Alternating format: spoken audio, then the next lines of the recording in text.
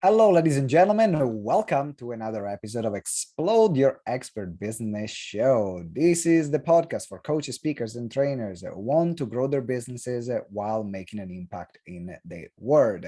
Hi, my name is Simone Vincenzi, and I'm the co-founder of GTeX. It is brilliant having you here. Now, as part of this show, we release different episodes each week.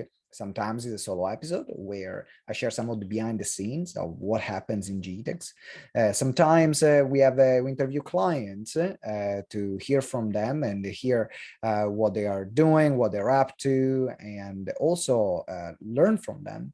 Sometimes we interview incredible experts in their field and understand a bit of what they're doing behind the scene. So you're definitely in for a treat today. Now, before we get started and introduce my guest for today, two things.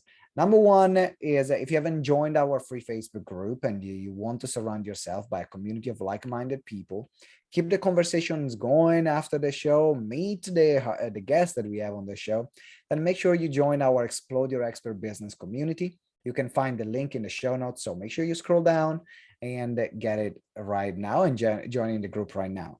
The second part is that if you want to gain more visibility in your field, then you know that one of the best ways is getting featured on podcasts, getting featured in publications, getting featured on radio shows. But finding the time to create a day, to find the names of the journalists and the people that you want to reach out to is hard and can take a long time. And very few people that I know actually love creating long databases. Last time I checked. So we have done the hard work for you. We have created our ultimate publicity bundle, which is more than 700 publications, media, podcasts that they're all divided by different niches with templates on how to reach out to them. And you can get it. So make sure you check it out. It's in the show notes. Is the ultimate publicity bundle. So check the link in the show notes. If you want to go straight on the website, is gtex.events/publicity bundle. So gtex.events/publicity bundle. Now, it is time to introduce our guest for today. You gotta buckle up. Dawn Jarvis, she's known as a diverse nurse, and she's the CEO of the Dawn Jarvis Ltd. She's a diversity and inclusion strategist, international speaker, executive coach, founder of the Diverse Nurse Network, and host of the Dawn Jarvis Show podcast. Dawn is the author of the ebook Nurture Your Network, which will be available this autumn. Ladies and gentlemen, welcome Dawn Jarvis. Dawn, welcome to the show. How are you doing today? I'm doing really good. Really good to be here. It is a pleasure having you here. And I already complimented you on your setup. I love the good guest setup. So if anyone is listening, if you're listening on the podcast, make sure you check on YouTube, check the same title of the interview, and check out Dawn. But Dawn, first question, and it is a bit of what we are talking about. We're going to talk about networking and the importance and how to nurture your network. But I know that you have a big passion for inclusion and diversity, and that's a huge part of your work. So I would love to start the interview just expanding. Why did you decide to go into this field? That's a really good question. I worked as a nurse for 35 years. I am a nurse. I still am a registered nurse in children and in adults. And in my career, I noticed that, the amount of patients, clients that use the NHS are from very diverse backgrounds. I myself am of Jamaican heritage, but I was born in England. I've lived here all of my life, and I know that people who use the National Health Service in England, people who work in the National Health Service in England, come from a variety of places and heritages. Yeah. And, designing services, which is one of the jobs I did in the NHS, you don't necessarily, people in NHS don't necessarily design them for the people that are going to use them. And so, people like an Italian man would have a different need to a West Indian woman. And there's great diversity in that. So, I really believe passionately that everyone comes to work to do a good job. Everyone has this sense of meaning. Everyone has different health beliefs and what they believe to be true about their health, and people need to be helped. So my interest in diversity was primarily around helping people who look like me to progress in the National Health Service, because sometimes they find that difficult. Yeah. And that translates to, how do people use services? So the work I do as a management consultant now in my business is working with organisations around how they can engage their workforces, but also to serve their customers and their clients as well as they can, and from totally diverse viewpoints, and engaging with those people about what they actually want, and that benefits the business. It is really interesting, because we're going to talk about network and nurturing your network. How is the awareness of diversity and inclusion, and having that awareness and having that background also helpful on the business setting of nurturing and expanding your network? So from a business point of view, there's research about this. If you have a diverse network of connections and contacts and can appeal to a diverse clientele, you will get more business. You will have a happier workforce. You will earn more. You'll have less complaints, and you increase your appeal. And I think it's like in business, you have your ideal client, and sometimes I struggle with that, because an ideal client might be a white Italian man who plays basketball for you, Simone. I'm not saying that it is, but that means you're limiting yourself, because there's loads of people who could be helped by you or anybody else. But it's around, because people have this need for belonging, they have this need, but it appeals in different ways. So I'm a technophobe, and so what I need is someone to help to understand the technology that will help me in my business. But some technical people are very sort of focused on gadgets and not about helping people. So what I'm saying is, if you are a person who helps people with technology, some of your best customers might be somebody like me, who's a technophobe, who just needs to know how to use it and to be guided in that way, in a nice way that they'll be responsive to. And that's what I mean about diversity. You wouldn't I'm not an old age pensioner, but you wouldn't treat an old age pensioner the same as you would as a 17-year-old, but they both might want your service. That's a great point, because every person you're interacting with within your network, having the awareness of, how do they see the world, their background, their heritage. And of course, the more people you meet, and I think that's also like going back to a big passion of mine, which is traveling and interacting with different cultures, helps you understand some of the nuances in which you can relate to one person compared to another, how to understand them better. So from your perspective, if someone wanted to start, let's say, I want to understand, I don't know the kind of person who is in front of me, how can you, what will be the starting point to be more inclusive while building your network or nurturing your network? I think it's asking questions, and I really like the expression you use, how they see the world. I start off with what you have in common. So, you might have in common that you're in the same group, that you work in the same place, and then explore what are the differences, and the differences that in the way you see the world. How do you experience the world is something that I'm quite interested in. So I like football. I might be unusual in that, but my experience of football is different to another person, even another woman. It's a different, the team I support, which is Arsenal, by the way.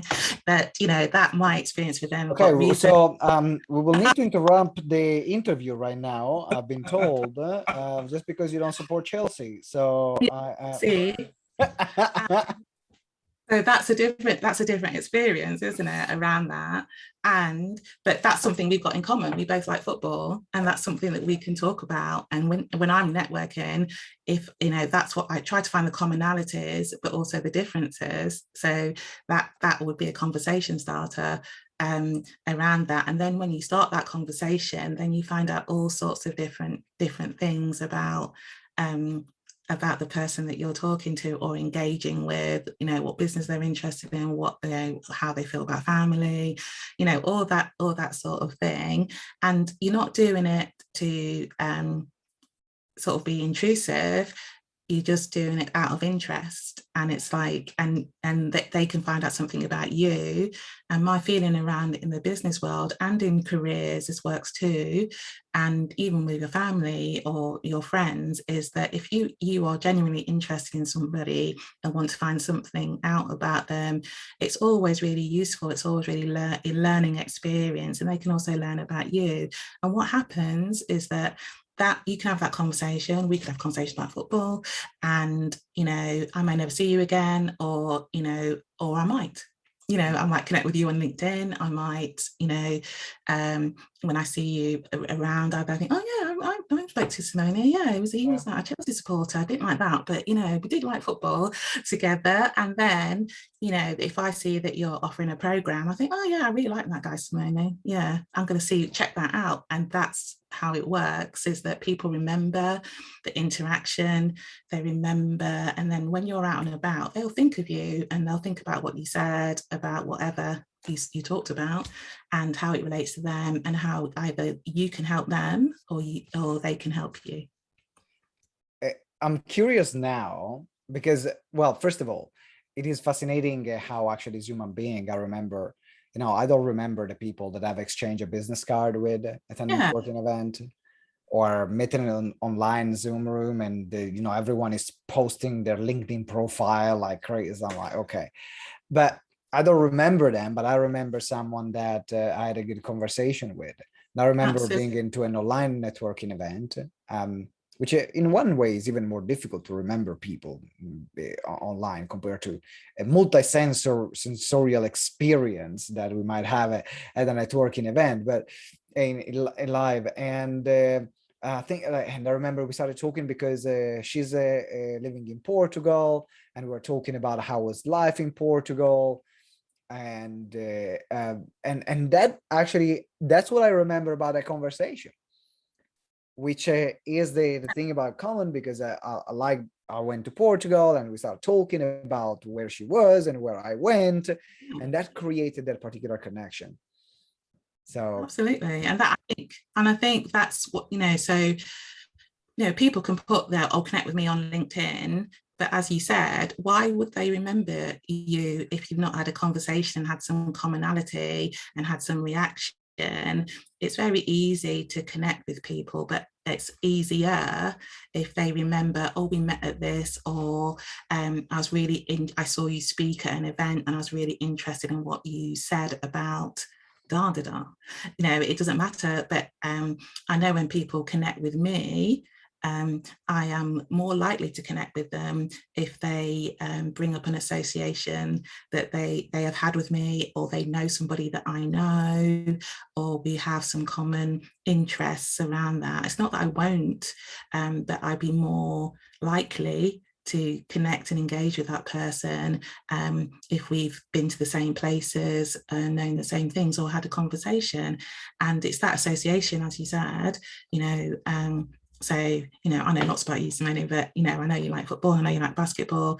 And, if I then said to you, oh, yeah, how's Chelsea doing? You would remember that we'd had a conversation. I remember that. Football, yeah. So you'd remember that. And you think, oh, yeah. And that is not saying, oh, buy my thing or meet with me or what can you do for me? It's just that we had a conversation, and it was a nice conversation about something we're both mutually interested in. And then the other stuff can follow. And the other, absolutely. And that's what I'm actually curious right now, because your background, as you mentioned, like in the interview as well, was in the public sector, in the NHS, working as a nurse, and you're working a lot in the field of diversity and inclusion. And also there is this link and this book that is coming out about nurturing your network that you have. So how was what prompted you to write a book, and what got you so passionate about the topic of building your network and networking? I'm curious to hear the story. So it's interesting. So I've always wanted to have a business, but I've always worked for the public sector, and nobody in my family has got a business at all. And I got laid off from work and used that as the opportunity to start my business. And I've been pretty successful. I've had some contracts. I've had some management consultancy contracts. I do motivational speaking, so I've had some speaking engagements. And I've been in business a year. Just in August, it's been a year since I started my business. I started it in the middle of the pandemic. Yeah, August 2020. Yeah. I started it, and what I did was I thought, who do I know? I want to get some management consultancy. And so I thought, who do I know around that? And I'll tell you what I did afterwards. But the reason I wrote the book is that people ask me, how do you get your contracts? How did you get that speaking gig? And then I had to really think about, I thought, well, how did I? Because I'm not that structured. Because it's true, there are people that they work years. Yeah. And they really struggle, or it takes years to get the foot in the door, while in a year you've been able to achieve what a lot of people might do in like 5 or 6 years. Yeah. And people have asked me about it, and then so I had to think about it, and I realized that I used my networks. And I also used my networks in my career, because I had a successful career in the NHS. I was fairly senior in that. I met a lot of people, and I keep in touch with everybody. I really do. I never shut the door on anyone, ever. And I also remember something about them. And that's, so business cards, no good for me, because I won't remember anyway, but I remember what I associate with them. And what I did when I left my job is I looked at all the people in my own personal network. Somebody in my network commented on a LinkedIn post, who's chief executive of a hospital. And so I emailed her, I messaged her and said, can I talk to you? I said, I'm starting a business, and you'd be my ideal client. What would you be looking for in around diversity and inclusion for your business? I just want to know. And that really helped me. And she was fabulous. And she introduced me to some people. And then about 2 months later, the person she introduced me to offered me some work, because they had a need at that time and they remembered that I had that conversation. So what I want to say is, I didn't go there saying, give me a job. I said, I need to know that my customer will be somebody like you. What are you looking for? So then I can tailor my services towards that. And she introduced me to some people. And she gave me 2 contracts, not 1, but 2 contracts. Wow. And that really worked for me. Well, it is really powerful, even dissecting the story. And there are a few things that I picked up from what you shared. One is that you never close a door. So if you find someone, you create a connection with someone, you keep in touch with them regularly, keep having conversation with them regularly, and for no particular agenda. It's not that you're reaching out when you need something, because I think that a lot of people, they remember the network only when they need something. And it's like, oh, I need something from you, so I'm going to reach out to you. Yeah. And you know that every time that person reaches out to you, it's just because they need a favor, they have an ask, and sometimes you don't even want to answer them back and just ignore the message because of that reason. But if you actually receive messages from a person who generally cares about you, just generally want to keep in touch, you don't even to be best friends and talk every day, but just someone that touches base regularly and say, hey, how you doing? What's going on in your life? Hey, have you seen this football match? Or have you seen the other thing? Have you seen whatever it is? Then it makes a huge difference. So that's I can see why you decided to write a book, because I definitely, a lot of people would have asked. So I know that there are some people that might be listening right now, and they say, well, but I find networking boring or nurturing one network boring, or I don't want to. I don't know if I can express in better words than Yeah, that's sometimes what I absolutely. think about. I know people are like that. I have said before that before I started writing this book, I actually didn't know that there were sort of things that called networking events, and I Right. didn't know. I Okay. didn't know that there were businesses that was their prime thing that they did. I literally had no idea.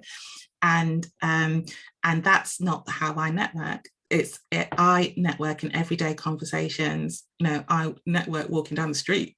If I'm in a situation with people, I want to have a talk with them, and and they then might become part of my network. That's how I do it. So my point in saying that is networking. It can be structured, and in the book I talk about a way you can structure it. But I've also talked to people in researching the book around, they say, oh, I don't like networking. And I go, well, tell me what you do then. And then they say, oh yeah, people say to me that they like talking to me, that, I'm really interested in what they've got to say. And it goes, well, you're networking then, aren't you? That's networking, whether you know it or not. So, that's, I think, the book is, and I know sort of, they have women's networking organizations, and sometimes women find it more difficult to sort of go to places by themselves to do that. Sort of like, have that elevator pitch, and sort of like, I'm Dawn and I'm a diverse nurse and I can do this. But it doesn't have to be like that. Any situation, if you go to an event, you can network there. I was at an event last week, my first in-person event since the pandemic, and I wasn't really feeling it, but I thought, no, well, the best thing to do is to use this as an opportunity to get to know people that I don't already know, and ask them about their business, and see if there's any commonality there. And it was very successful. And if you're in a mastermind, or if you're in a Facebook group, get to know the people in there, because when people, as you said, when people on Facebook message you and say, oh, do you want to come on my course? I'm like, I don't know you. Why would I want to come on? So, but if we've got a relationship and I want to help that person, I will. That's really interesting, because one of the things that I've always hated is the structured networking event. Yeah. And that's why I ended up having so many speaking gigs, because what I said is that instead of going and networking in Yeah. the elevator pitch and so on, I was like, I'm going to deliver a presentation. Whoever wants to connect with me after the presentation, then I'm networking with everyone in the room, and then everyone can come to me and have a relevant conversation. But most of the time, if I'm going aside of it, because that was my primary, and still is my primary networking strategy, is a speaking strategy. But the sitting down, what do? You have 1 minute, next. I found it like one of the most dull processes. And there are some people, I don't know, people that enjoy it, but it never gave me like anything in element of human connection. Yeah. Like, how much can you connect? And in fact, I ended up when I was doing this kind of networking events, or I was at one and I had to participate. I remember that I was just steering the conversation completely away from business, because I know Yes. that every time everyone would have asked about business, and I can read your business card. I ain't stupid, okay? But I don't know you. And if I Yeah. can connect with you on a human level, then there are way more chances we can do business together. Absolutely. And It's I about like. trust. It's about trust, isn't it? And what I think in those sort of like 1 minute pitch sort of situations, you've got no idea of the person and their values, what's important to them. Why are they doing it? Are they doing it because they just want to make money? Are they doing it because they want to help people? What's behind all that? And I think, I know when I spend money, I need to be invested in the person I'm buying from, particularly if I'm buying coaching, if I'm buying something that's going to help me with my business. I need to be really sure about the person who's delivering it, and that they align with my values. And there's ways of finding that out. And there's ways of how people engage with you, and how they respond to you. And I know in my buying decisions, that's made a difference. If I feel like I'm just a number or pound signs, I'm not interested. And I know that's and that's why I'm all about developing the relationship, because even if a person isn't interested in your services, and that is absolutely fine, it's really good to know that person anyway, and they may know somebody who's interested in your services, and they will remember the interaction they had with you, and they will refer back to you. And that's happened to me so many times. I just wanted to go back to what you said about speaking as a networking strategy, because that is one of the strategies. Like, I am a motivational speaker, I do speaking, and I know, and I do it paid and I do it for free. I have never done a speaking engagement and something hasn't come out of it for my business. 100%. Never. It's 100%. It always happens, because always happens. you never know who is listening, and Exactly. you're networking with 10, 20, 100, depending on the size of the room, people at the same time. Yes. And what I think that the normal, there is something that you said about creating connections. And I think that sometimes people approach networking in the wrong way, because they approach networking as a way to get in clients, Yes. instead of as a way to getting to know people. Yes. So what do you have to say about that? I think that, networking can help you get clients, and it's the way that I have got clients, but I don't think that should be your primary objective. I think the primary objective is to get to know people and connect with people, find out how you align, and then the clients will come. The clients will come. If you go in, obviously, if you've got a meeting with a client, and you want to sort of pitch your services, fine, but you have to do due diligence around the client. You need to know everything about them, what they're interested in, what they do when they're not working, have they got a family, why, what's in it for them. And to do that, you have to sort of like go beyond the sort of like the bottom line, the why would they, I say this all the time, people might be disappointed that people aren't engaging with them, and I like to turn that around. So why would they engage with you? Why would they? Why would they buy your service? Why would they engage you? Have you let anything of yourself out, that and how you want to help them? And people, like I said earlier, I make buying decisions because I invest in the person and invest in the relationship, and I think it'll be mutually beneficial. And that's been my experience, that people that have bought my services have seen something in me that aligns with their values and what they want to do in the world. And that has helped. There are lots of ways to make money, and there's lots of, networking is one of those ways. And you can, it's a marketing strategy, it's a communication strategy, it's all of those things. I didn't know that. And what I knew is that as a result of connections I'd made, that I have got business out of it. And so other people can too, but I would say you have to do it authentically. You have to do it with a giving heart and not expect anything from it. And and then the results will come. There's all the time in the world for funnels, for webinars, or whatever.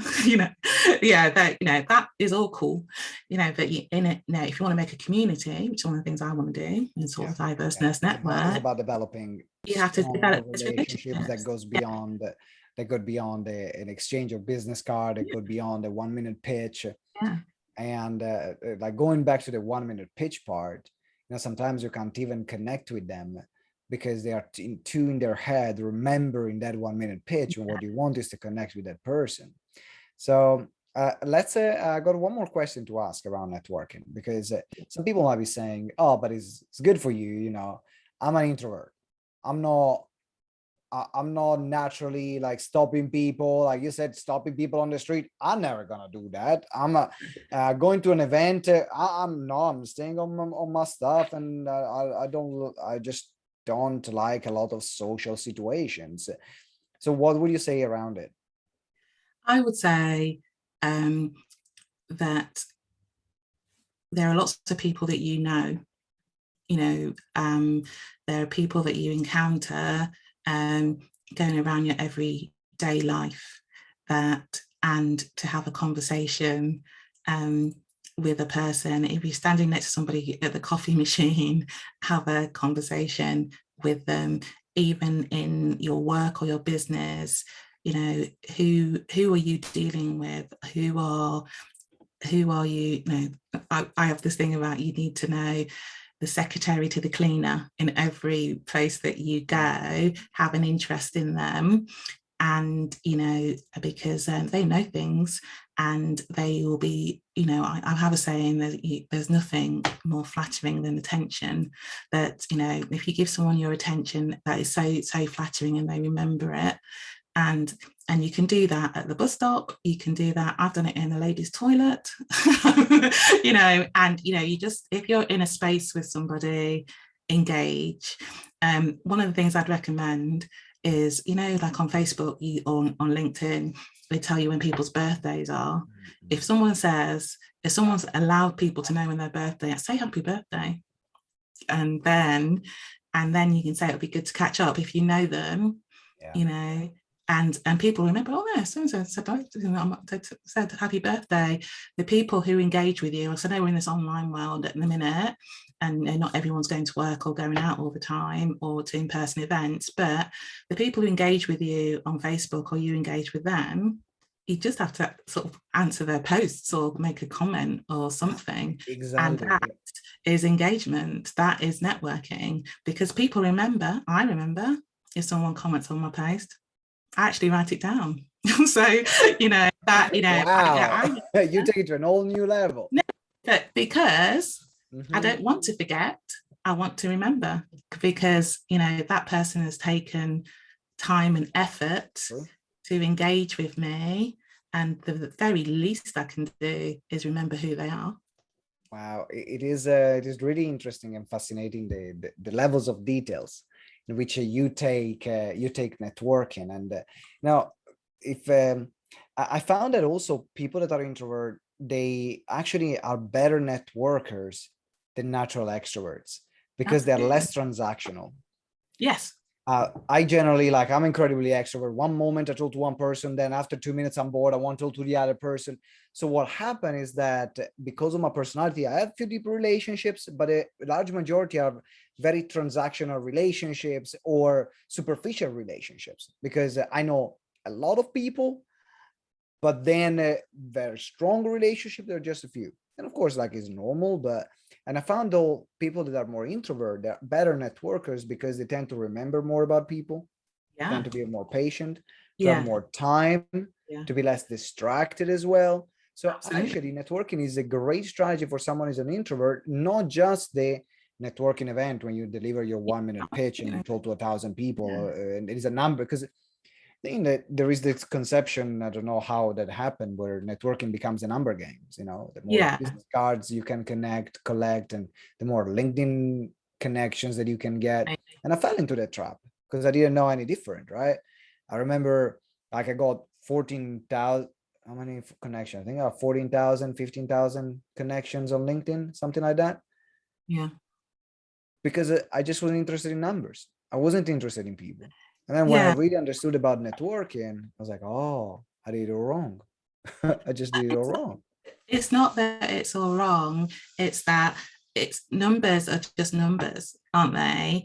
The actual metric is around the connection you have with people and what result that you've got from it. So I'm a great LinkedIner. I have got a lot of business out of LinkedIn, but it's around making those connections. There's no point having 5 million followers if they're not engaged, so depending on what your objectives are, so it's the quality of those followers, and how you can serve them, how you can help. And and I know that you do this by giving information, by so you can have light touch engagement, but you can have a deeper engagement depending on what your objectives are and your followers.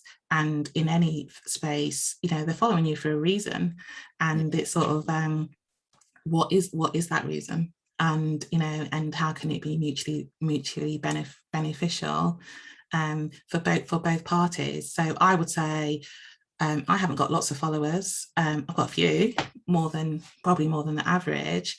But why are the people following me? Do they want information from me? Are they interested in my life? Are they interested?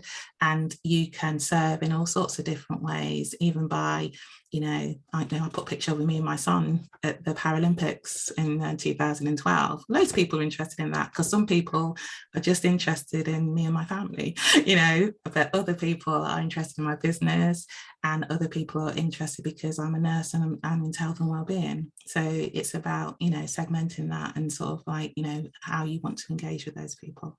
Yeah, I love it. In fact, I'm thinking about it because even if I'm thinking about the post that creates more connections, they're not business related posts. No. They're personal. Okay. Private posts. I think that I did a poll. I looked at it on Instagram, for example. The post that gets the most comment and views, they're all pictures of Lovelda. Exactly, because she's gorgeous. All of them, and I'm like, well, I just need basically to post picture of you. Like that was, but that's you're like together, because that's what people are interested in, like in the relation. And then when we do the funny, sometimes we will go on holiday and we do these funny videos together, where we hike, and then she looks at me with a side eye. That's all the thing that people actually comment about, that they're interested in. So bringing your personality in your content definitely helps connect with your audience. Yeah. So we are at the end of the interview. It's time to wrap up. It has been very insightful, thinking about the different ways in which we can network, how simple it can be, from keeping in touch with connections, creating commonalities as well, and having more personal and human conversations. And the fact that you don't need to be an extrovert to be successful in networking and to make it work for you. Introvert can do that, and it doesn't have to be a boring process or mechanical process, something that you can embed in your day-to-day life. So if people want to get to know more about networking, maybe about the book that you will be releasing, what's the best place to reach out to you? So my website, dawnjarvis.com, it's got, you can pre-order the book if you would like. I'm hoping to finish it quite soon and be launching it in October 2021, because I know this will be on the internet forever. And also there is a summary of the chapters of the book there, just to give you a flavour of that, and that's at the same link at dawnjarvis.com. So that's where you can get hold of me, and if anyone wants to email me, I'm at dawnjarvis.com. Brilliant. So dawnjarvis.com, that's the link. Make sure you check it out. Go and check out the website, get in touch with Dawn. And if you have more questions about inclusion and diversity, for example, or as well networking and building your network, make sure to reach out because she will definitely be able to help. Now, Dawn, to wrap up, if we were to leave our listeners with a final message, what would your final message be based on this interview? I would say, I'm going to have two, but they're going to be two quick ones, is everyone you meet, think about that unique thing to remember them by. Sort of like, what is about, so I use the example of you in football. So what do you remember about that person? So I remember that Simone is a Chelsea supporter. And the other thing that I would say is never close the door on anybody. Remember that you met these people, and that, and find a way to keep that connection going, be that on LinkedIn, be that on Facebook, or, a phone number, and have a quick, coffee virtual if necessary, and so that people remember. And then, but don't expect anything, go into it with a giving heart. And I think that's the best thing I can suggest for people, and make note of the results. So when you're rich and famous, think about, actually it's because I spoke to somebody when I was standing next to him in the queue for the toilet. That's how I met so and so. Oh, that's brilliant. Thank you very much, Dawn. And ladies and gentlemen, thank you for being with us. Thank you for listening or watching the show. If you have not subscribed to the podcast, make sure you subscribe right now, or subscribe to the YouTube channel if you are on YouTube. And also let us know in the comments, what did you enjoy the most? And in particular, if you're listening on the show, leave us a review. Your reviews are the lifeblood of every podcast. And so we'd really love to hear from you. What were your thoughts, experiences, and learnings from this episode? Let us know with a review. Having said that, thank you very much. I'm looking forward to seeing you next time. And always remember that together we grow exponentially. Ciao. Bye.